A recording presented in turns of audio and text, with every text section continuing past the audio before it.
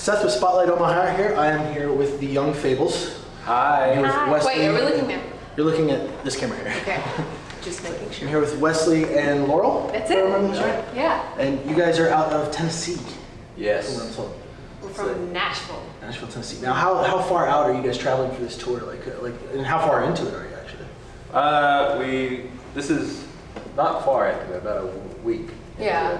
We're going out as far as California. Okay, so coast to coast. All right. Yeah. Trying. How you said you guys have been up for a week so far? We've been here for Since Wednesday. Yeah. Okay. All right. Anywhere where are you guys heading out to next?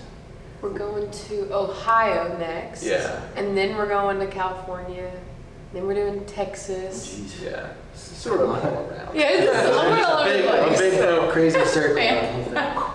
So how'd the band get started? I know that there was quite a bit of American Idol attention that you were going out for. Yeah. How was that? It was a great experience. It was a lot. It was, I was happy to be back home whenever I was doing it. But no, it was awesome. And it really has helped our duo, even though I just went as a solo artist. Okay. And so I'm grateful to American Idol because that's sort of the last time that I did it, because I did it a few times. I was in California, and I just realized that I just wanted to be a duo with Wes. Like I just didn't want to be like a solo artist anymore. And that's sort of when it really hit me, when I was out there by myself and I was, pursuing the solo career. But I was like, this is what I want to be doing. So when I came back, there was just no doubt in my mind. How'd you guys get started? Have you known each other for quite a while, or have you played before, or was it kind of a new development? We're originally from East Tennessee, so close to Knoxville area. And so back there, I had been playing with a bunch of people, and I sort of came back to town for a little while. And she had a guitar player who just didn't show up to like a rehearsal, like a day before a gig. I'm a guitar player too. I've ditched out on that stuff all the time. It just happens. I know. And so a buddy of mine was playing drums for her at the time, and he was like, man, I know this guy named Wes. We'll give him a call and come in. And All right, last minute, I whatever. was like, it's going to be terrible. Extended the olive branch and it all worked out. It all worked out. Perfect. Yeah. So, where'd the name the Young Fables come from? Like how'd that get developed? It's funny because when we played together for like a year or two. No, we played together about 2 years before we started the band. Okay. So we just played. Mostly local. Yeah, and like a year into us playing, we went to Nashville. And so like we were a year in East Tennessee playing together, we went to Nashville. And we were still playing, and eventually I was like, I gotta get some job security, gotta get my face on that CD cover, gotta do it, so she can't fire me. So we were thinking about names, and you play guitar, you probably named a band, right? Oh yeah. It's terrible. More than a few names that come Exactly. pretty much immediately. So we were going through every name possible, went through every street we'd ever lived on and everything else. And we were sitting with our friend who's now our manager also, Patrick, and we were talking about like coming up with names, and we were talking about how a lot of the songs we've written with Laurel's grandparents.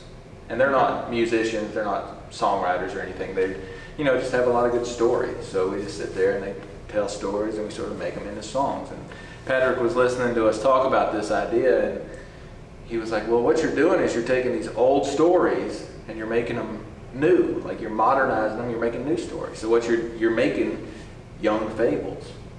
And we were like, dude, that's a great name. I asked the question that everyone asks the minute they hear a name, and I was like, okay, that's awesome, but what are we going to do when we're the old Fables? And he was like, well, it's not really about you. You're creating Young Fables. It's not about you, it's about me. Yeah, that's true, but I still get half, so it's fine. Yeah, there's a deal in place. I don't know if middle-aged Fables rolls off the tongue quite as easily either, so just kind of stick with the concept. Yeah, exactly. The older So youngish Fables. Maybe we'll ditch it. We'll just be the Fables. We'll be like the little Bow Wow when he just went to Bow Wow. Perfect. You solve them problems. Might be a trademark problem with that one, but cross that bridge when it comes to it. Yeah. So tell me about the latest album. So it's a full-length record. It's actually our second album. We worked really hard on it, and we have been in Nashville for about 4-ish years. I think Wes was already saying that, but with our first record, it was just me and Wes writing all the songs with the help of my grandparents. And on this record, we have a lot of co-writers, like all the friends and talented people that we've met since we've been in Nashville. So I think this record really shows the growth. Nashville's a great place for collaboration too, Yeah. especially for country. That's the big Yeah. city for it. It's the Mecca, Totally. yeah. So how does the local scene out there feel when you're coming into it from outside? We were talking about that the other day because We're actually talking about that today. was that, oh yeah. Yeah. And it was like, a lot of people that we meet, they're like, we'd say we're from Nashville, and they're like, we love to go to Nashville, but it's very intimidating. Yeah. But it's smaller than you think. Yeah. It is intimidating. It is intimidating. There's I mean, a lot it's of great still at talent, times where we're you know? intimidated. Yeah, totally. Like I imagine the expectation for bands that come out of Nashville would be really high. Yeah. Do you guys feel that when you're out there? Totally. Yeah. Okay. But I mean, it's like anywhere else. I mean, it's cool people, and you get to know a lot of people. You see that it's, the community is strong and smaller than you would assume. Yeah. Perfect. Now, for the album itself, was there a concept behind it, or was it more of songs written with the grandparents, or did you guys go into it with a specific idea? Not really. Like Wes and I are constantly writing. Like we don't go through the phases where we're like, okay, we're just going to focus on singing, and now we're just going to focus on songwriting. We sort of like constantly are doing all the things. We're trying to. So Varying degrees of success. So we had a lot of songs that we wanted to that we had to choose from, I guess. So we just picked our favorites and we just rolled with it. Yeah. So is there a B-sides album coming here pretty soon out of all the extras that ended up coming out? Maybe. Yeah. Who knows what will be on the next one? Well, so like this album, this was like we knew we needed to do a second album. It was about time. It had been about 2 years or a year and a half or something. And we went and talked with a producer, and we were just going to go in to meet with him. His name's Mitch Dane. He's awesome. And by the time the meeting was over, we were scheduling dates. The problem is that we're independent musicians and we don't have any money. Yeah. So it's like we started recording and we're like, okay, well, we got to come up with the money to make this album.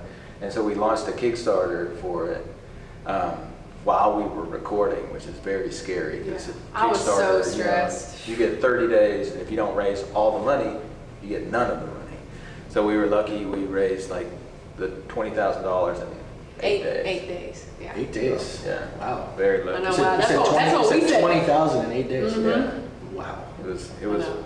mind blowing to see like how, because when you're playing music, you don't realize how many people you interact with or how many touch. people It's like- care. Yeah, exactly. You're like these people sitting here eating their lunch while we're playing music. It's like, okay, well maybe they like it, they tipped us, but we didn't never think they remember us, And then when we did the Kickstarter, it's like, well. And you can people see, care. like, most That's people, crazy. like, on Kickstarter, they sign up, and then you're like, oh my gosh, I remember him. Like, I met him at a show 3 years ago, and he donated $1,000 or whatever. I'm just like, how? Yeah, that's why we're actually here. It's because someone saw us playing at a dinner thing in Nashville and liked us enough to bring us here. To Omaha. So That it's, was you like, never know. like we hadn't seen this guy in a year, and Yeah. now we're here. That rhymed. I should have said I did that. that. Quick. So yeah, that's crazy. And so that album, the latest album, came completely off of that crowdfunding project. Completely. Yeah. 100%. Excellent. All right. So I don't want to take up too much of your time because I know you guys got to go sound check here pretty soon. So I'm going to fire you off with a lightning round. Okay. So your favorite go-to tour junk food? Oh, Little Debbie's. Except for oatmeal cream pies. Anything but oatmeal cream pies. I'm hooked on almond or Mounds and Slim Jims right now. All right. Guilty pleasure restaurant to stop at when you shouldn't be stopping? Taco Bell. McDonald's. Who is the worst person to try and travel with as far as like talking in the car, not keeping themselves? Oh yeah? All right, she's holding I'm that the first. worst. Well, she it's not that she talks in the car or whatever. She falls asleep while I'm driving. And if I'm hot, she's cold. And so she'll wake up hateful. about how like it's 80 degrees in the car, and she's like, it's freezing in here, and she's like turning the air conditioner off, and I'm trying to stay awake because it's like being in a womb. That's the worst part. I mean, there's so many more bad things that I do. That's the only one we can say in public. All right, and last but not least, your favorite tour location you've been to so far? I don't know. It depends. Is this a trick question? It may be a loaded question. Is this a trick question? I mean, you can't say Okay, Omaha because listen. you haven't played here quite so much yet. So I know. Yeah, this is I don't our know if first time here, but it's been awesome here so far. It actually reminds us of home. Like Really? not Like, Nashville. We're but from our East home. Tennessee. Yeah. So like the Knoxville area, and it reminds us a lot of that. What's the big thing that kind of brings you back home for out here? I don't know, just like, going to all the little like downtown areas, it's just a lot like Knoxville. I think Omaha's bigger than Knoxville for sure, but it's just like, it's sort of homey feeling. Yeah, like the vibe. And it's like, everybody we've met has been really nice, and Yeah. we've actually met people from East Tennessee while we've been here, like randomly. It's been Maybe cool. this is our favorite. All right. It could Okay. depends on how We get don't need to tonight. talk about another town. You've already locked down your favorite. We're good. But I'm gonna go ahead and let you guys go. I'm sure we gotta get you going. So once again, this is the Young Fables. They're going live here at the side room at Ralston Arena at 8 o'clock. Correct? That's it. All right. Doors are already open, so definitely head on out. Thank you very much. Thank Laurel, you very much. Leslie, Thanks, man. I'm gonna go ahead and awkwardly walk over here because nobody's set to shut Wait, off the camera like for this. me.